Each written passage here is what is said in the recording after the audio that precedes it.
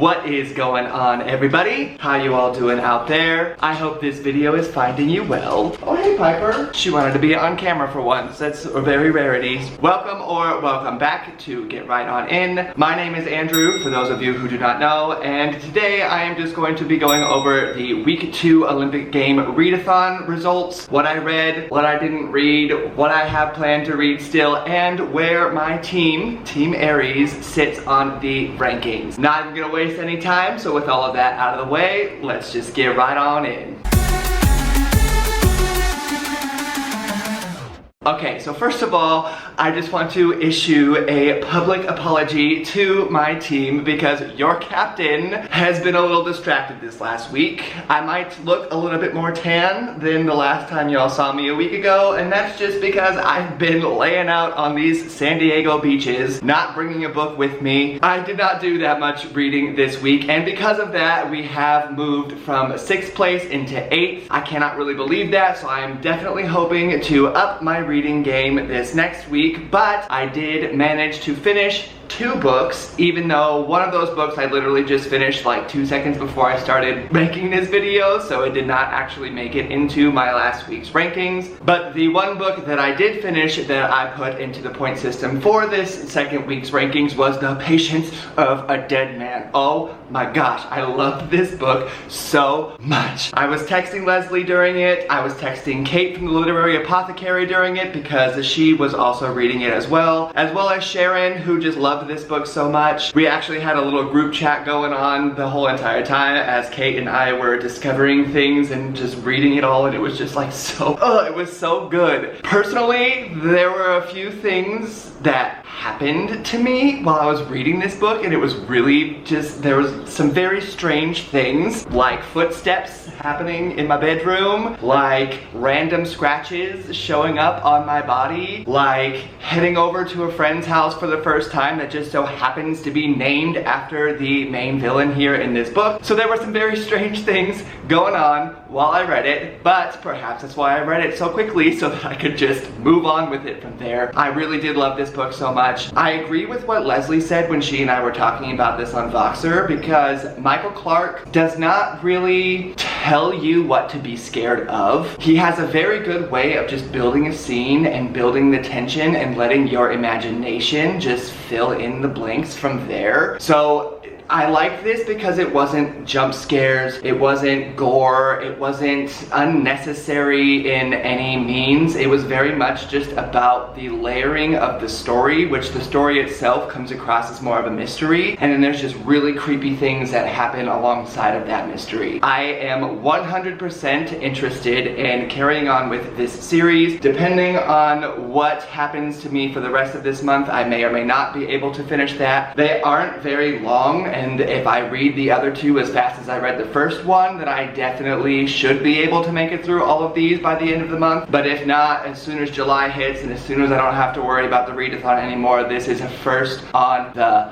list. The next book that I finished, which is now technically going to be going on to next week's point system, but I'll just keep it here for the wrap-up, is going to be Legendborn by Tracy Deonn.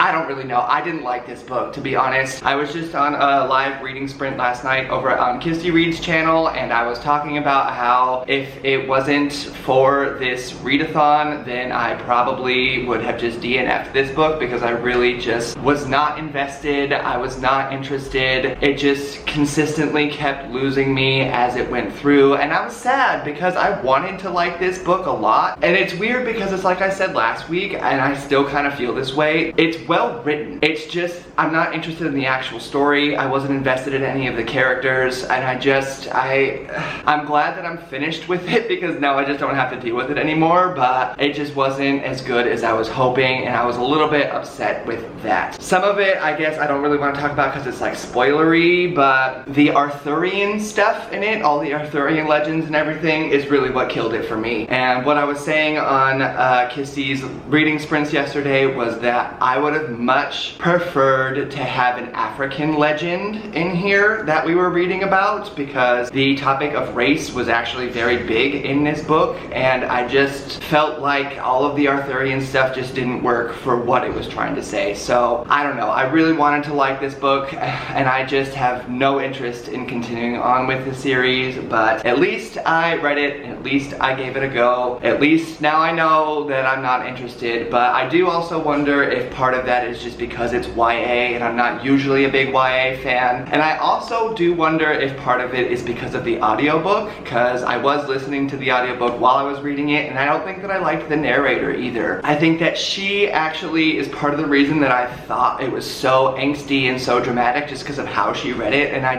don't know, I just wasn't a fan. I'm sorry, Tracy Deonn. Keep writing, girl. I'm sure the rest of the books are going to be so good. I know that there are obviously plenty of people who do love this book. I just unfortunately wasn't one of them. Outside of those two books, I was able to get about 100 more pages or so here into the Dragon Republic. I'm still kind of iffy on this one as well, which kind of sucks because like I said last week, I was really into the Poppy War. I love that book so much, and I don't dislike this book.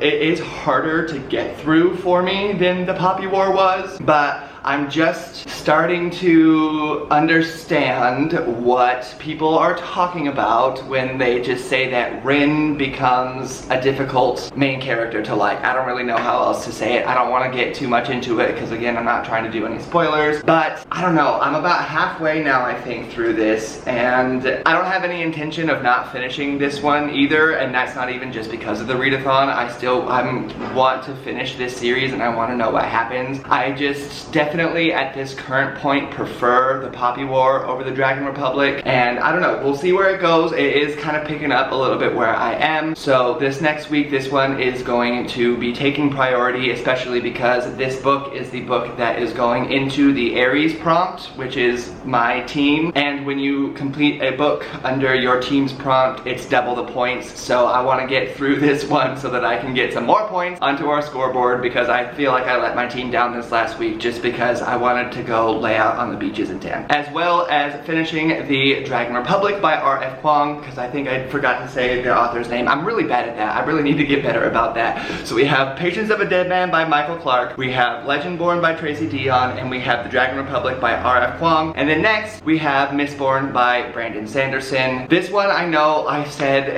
it's gonna be a quick read for me. I'm gonna fly through it, so I definitely have it on priority for this week, especially after I finish the Dragon Republic. Even if I have a repeat of the week that I just had last week, I should be able to finish both of these books within this next week, which would then hopefully allow me to move on into Dead Woman Scorned and then Anger is Acid, which is the second and third book here in the Patience of a Dead Man series. I ended up putting the Patience of a Dead Man under the Eos prompt, which is the first book of a series, so that I had room for the second book, Dead Woman Scorned, to fit into the ghost or undead theme prompt, which would then allow me to have Anger is Acid as the last book in a series, which is the Nyx prompt. Some of the prompt names I forget, but that is the hope, at least for this week, is to get through these two books so that I can move on to finish these two books and see where we go from there. I am at least happy that on my Storygraph reading challenges, I am teetering on the 3,000 pages behind my yearly page reading goal. I was pushing 4,000 pages behind at the beginning of the month, so I am hopeful that I can kind of keep that down a little bit. I highly doubt I'm going to be reading 4,000 pages between now and the end of the month, but seriously, I mean, who knows? But at least as of right now, I'm only 1 or 2 books behind. I do think that I should be able to finish 3 books by the end of the month so that I can be on the 25 book mark that I'm supposed to be at. That would leave me as halfway through my reading goal at halfway through the year. So if I finish Dragon Republic, and if I finish Mistborn, and then if I finish Dead Woman Scorned and Anger is Acid, I should totally be right on track for the book count for the year, even though the page count is still way behind, but I have time to make it up. And if next month month is as good of a reading month as this month has been, then I should be able to move forward with all of that in a really positive and healthy way. But I don't know, because my reading this year has been really up and down. I mean, for those of you who have followed me around, you know that I've literally been moving around. I'm still trying to figure out my life right now. I'm only in this spot until August, and then I don't really know what's gonna happen after that. But I have said that exact same statement every week since March, when I ended up moving out of Monterey and just throwing myself out to the wolves. So I don't know, we'll see how this all goes. But that is going to take care of my reading week for this week. So I would love to hear about some of the books that y'all are reading, especially if you are taking place in this readathon, because I'm having a lot of fun with it. Even though we did drop down a couple of points in the ranking system, I don't really care as much as I did over the Reindeer Games readathon, just because competitive Andrew is not out the way that he was back then. And if I'm not carrying my weight, then I certainly can't say anything about anyone else in my team in that regard. And like I said last week, I love my team.